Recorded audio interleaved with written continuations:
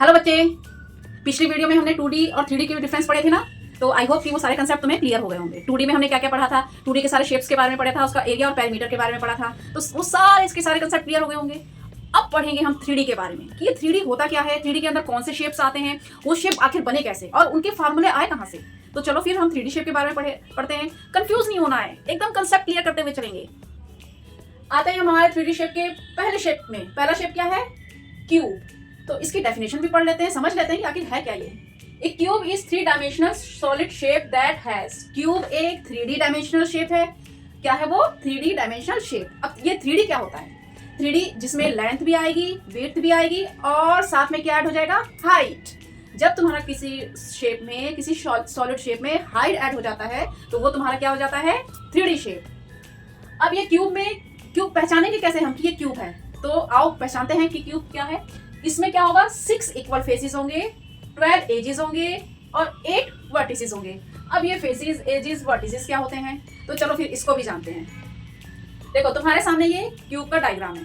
That's clear. ये तुम्हारे सामने एक क्यूब का डायग्राम है। ये एक स्क्वायर है। स्क्वायर में क्या होता है? स्क्वायर में सारे साइड्स इक्वल होते हैं। ठीक है, अगर साइड में सारे साइड्स इक्वल होते हैं तो इसी स्क्वायर से तो क्यूब बनता है। अभी थोड़ी देर में बताऊंगी कि ये क्यूब कैसे बना स्क्वायर से। अभी फेसेस, एज और वर्टिसेस के बारे में पढ़ते हैं। फेसेस क्या होता है, फेस क्या होता है? पहले तो क्यूब जान लो। क्यूब के जितनी साइड्स होंगी, जितनी भी साइड्स हैं वो सब आपस में क्या होंगी? इक्वल होंगी। अब हम पढ़ेंगे फेस क्या होता है। Flat surface of solid object. ये फ्लैट सरफेस क्या है? चलो तुम्हें भी मैं एक एग्जांपल से समझा देती हूँ। मेरे पास एक ये बॉक्स है, ठीक है। ये बॉक्स क्या है, किस शेप में है? क्यूब शेप में है। अब ये फ्लैट सरफेस क्या हुआ? ये तुम्हारा फ्लैट सरफेस हुआ। जो ये प्लेन सरफेस है, ये क्या हुआ? Flat surface. ठीक है, जिस सरफेस को तुम टच कर सकते हो, जिसको अपने हाथ से छू सकते हो, वो तुम्हारा क्या हुआ? सरफेस हुआ। ठीक है, फ्लैट सरफेस ऑफ सॉलिड। किसी भी सॉलिड ऑब्जेक्ट का वो सरफेस जो फ्लैट होता है वो क्या कहलाता है? फेस। इस क्यूब में कितने फेस हैं? 1 2 3 4 5 एंड लास्ट 6। कितने फेसेस हैं? 6 फेसेस हैं। अब नेक्स्ट आते हैं, ये एजेस क्या है? अब ये एजेस भी समझ लेते हैं क्या है भाई। में क्या कह रहा है? 2 फेसेस मीट। जहां पे 2 फेसेस आकर आपस में मिलते हैं वो लाइन सेगमेंट तुम्हारे क्या कहलाती है? एज।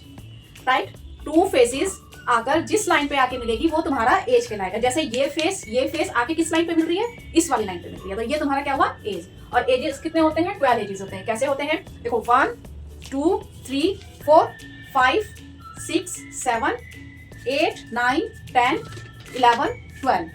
अगर तुम्हारे घर में कोई भी ऐसा स्क्वायर बॉक्स है तो उस बॉक्स पे अपने आप गिनो, तब तुम्हें पता चलेगा कि कितने एजेस हैं, कितने फेसेस हैं और कितने वर्टेक्स हैं। ठीक है, नेक्स्ट पढ़ते हैं वर्टिसेस क्या होता है। वर्टिसेस ए पॉइंट और कॉर्नर वेयर 2 और मोर एजेस मीट। वर्टेक्स क्या होता है? एक ऐसा पॉइंट और ऐसा कॉर्नर जहां पे 2 और 2 से ज्यादा एजेस मिलते हैं। एजेस में क्या था? 2 फेसेस मीट करते हैं। और वर्टेक्स में क्या है? 2 एजेस मीट करते हैं। इसमें फेसेस है, उसमें एजेस है। इट मीन्स जैसे ये क्यूब है, इस क्यूब में 2 और 2 से ज्यादा एजेस मिलते हैं। एजेस ये है ना, ये वाला एजेस, ये एजेस और ये एजेस, ये तीनों एजेस कहाँ पे मिल रहे हैं? इस वाले पॉइंट पे, इस वाले कॉर्नर पे मिल रहे हैं। तो जहां पे ये तीनों एजेस मिल रहे हैं, ये कॉर्नर तुम्हारा कहलाता है वर्टेक्स। ठीक है, इधर से देखोगे तो ये वाली लाइन और ये तीनों एजेस कहाँ पे मिल रहे हैं? इस वाले पॉइंट पे, इस वाले कॉर्नर पे। तो ये तुम्हारा वर्टेक्स। और वर्टेक्स कितने होते हैं? 8 वर्टेक्स होते हैं। कैसे? काउंट कर लो, 1 2 3 4 5 6 7 8। Right, that's clear. फेसेस तुम्हारे होते हैं 6, एजेस होते हैं 12 और वर्टिसेस होते हैं 8। आई होप कि तुम्हें ये सारा क्यूब का डिटेल समझ में आ गया होगा। अब ये क्यूब बना कैसे, इसके बारे में भी जान लेते हैं। ये सारा तो हमें इसके क्यूब के जितने भी मतलब पार्ट्स, फेसेस, एजेस और वर्टेक्स थे, ये तो हमने समझ लिया, पर ये क्यूब बना कैसे, इसके बारे में भी तो जानना जरूरी है ना। तो चलो फिर इसके बारे में भी तुरंत जान लेते हैं। अब देखो, जैसे मेरे पास एक ये डायग्राम है, ठीक है। अब इस डायग्राम को थोड़ा समझने की कोशिश करना, ठीक है। देखो मेरे पास, देखो ये चीज मैं हाइड कर दूं, ये चीज इस चीज से मैंने इसको हाइड कर दिया। समझो कि ये ऊपर का पार्ट नहीं है। मेरे पास एक ये स्क्वायर है, ठीक है, दिख रहा है ना। मेरे पास सिर्फ एक ये स्क्वायर है। अभी ये कुछ भी नहीं है, ऊपर का एक स्क्वायर है। इस स्क्वायर में क्या हो रहे हैं? सारे साइड्स क्या है? इक्वल हैं। इस स्क्वायर को इसी लेंथ और विड्थ के साथ जब मैं ऊपर उठाती हूँ, ठीक है, कैसे? देखो, जब इस स्क्वायर को मैंने धीरे धीरे करके ऐसे करके ऊपर उठाया, इस स्क्वायर को मैंने क्या किया? ऐसे करके ऊपर उठाया है, तो क्या हो गया? इसकी हाइट बन गई। ठीक है, इस स्क्वायर का क्या हुआ? हाइट बन गई। तो ये 3D शेप में आ गया, यानी इसकी लेंथ, विड्थ और हाइट भी हो गया। और ये क्या बन गया? एक क्यूब बन गया। समझ में आया कि क्यूब कैसे बना? देखो ये एक स्क्वायर था, इसको भूल जाओ ऊपर वाले पार्ट को। ये एक स्क्वायर था सिंपल। किसी भी सॉलिड शेप में जब हाइट बन जाती है तो वो 3D शेप में आ जाता है। और ये स्क्वायर क्या बन के आ गया? क्यूब। तो स्क्वायर से ही हमारा क्या बन के आ गया? क्यूब, जिसमें हमारा फेस, एज और वर्टेक्स इंक्लूड हो गया होगा। आई होप कि तुम्हें इस वाले वीडियो में 3D का क्यूब कंसेप्ट अच्छे से समझ में आ गया होगा। अब इसके फार्मूले के बारे में पढ़ते हैं कि इसका फार्मूला क्या होता है। कोई भी डाउट हो कमेंट में तुम पूछ सकते हो, ठीक है?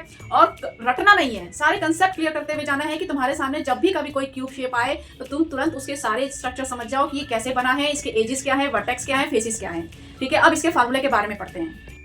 क्यूब का फार्मूला क्या होता है, ठीक है? क्यूब के फार्मूले के बारे में थोड़ा सा डिटेल में पढ़ेंगे। अब देखो ये एक क्यूब है, ठीक है? इसमें क्या होता है? सरफेस एरिया होता है और वॉल्यूम निकालते हैं। उसमें क्या था? जो 2D शेप था उसमें एरिया और पेरीमीटर निकालते थे, और जो 3D शेप होता है उसमें सरफेस एरिया और वॉल्यूम निकलता है। तो क्यूब का जानेंगे कि टोटल सरफेस एरिया क्या होता है। देखो ये एक स्क्वायर है, ये स्क्वायर है, इसकी सारी साइड्स इक्वल होती हैं। अब ये अगर ए है तो सारी साइड्स क्या हो जाएंगी? ए है। अब हम जानते हैं कि स्क्वायर का एरिया क्या होता है? Side into side, it means A square. तो जो है इस क्यूब का टोटल सरफेस एरिया कितना हो जाएगा? इसमें कितने फेसेस हैं? अभी बताया था कितने फेसेस हैं? 6 फेसेस हैं। और स्क्वायर का एरिया ए स्क्वायर है। अगर इसका स्क्वायर का एरिया ए स्क्वायर है और इसमें टोटल 6 फेसेस हैं तो इसके टोटल सरफेस एरिया कितना हो जाएगा? 6 से मल्टीप्लाई कर दो तो टोटल सरफेस एरिया क्यूब का कितना आ जाएगा? 6a स्क्वायर, ठीक है? अब इसका पढ़ेंगे कि वॉल्यूम क्या कितना आता है। इस वॉल्यूम का फॉर्मूला पढ़ेंगे। हम पढ़ेंगे कि क्यूब का वॉल्यूम क्या होता है। देखो ये जो है क्यूब में क्या होता है? क्यूब 3D डायमेंशन होता है। इसमें इसकी लेंथ, विड्थ और हाइट तीनों होती हैं, और तीनों क्या होती हैं? इक्वल होती हैं। यानी क्यूब में क्या होता है? लेंथ, विड्थ और हाइट तीनों इक्वल होती हैं, और तीनों क्या है? ए है। इसकी लेंथ, विड्थ और हाइट तीनों क्या है? ए है।